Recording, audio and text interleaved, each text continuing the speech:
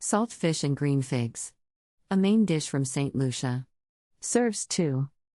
You will need 10 ingredients.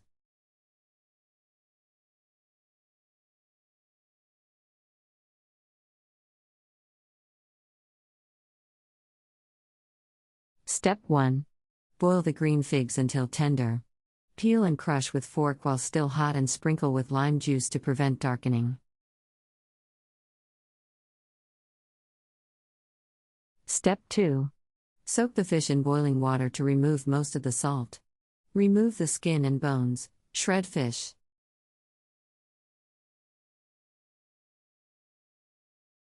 Step 3.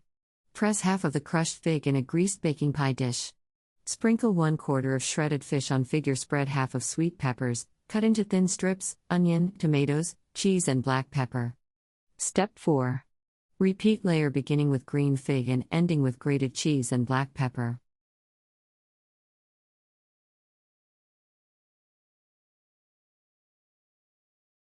Step 5. Top with milk and sprinkle with breadcrumbs.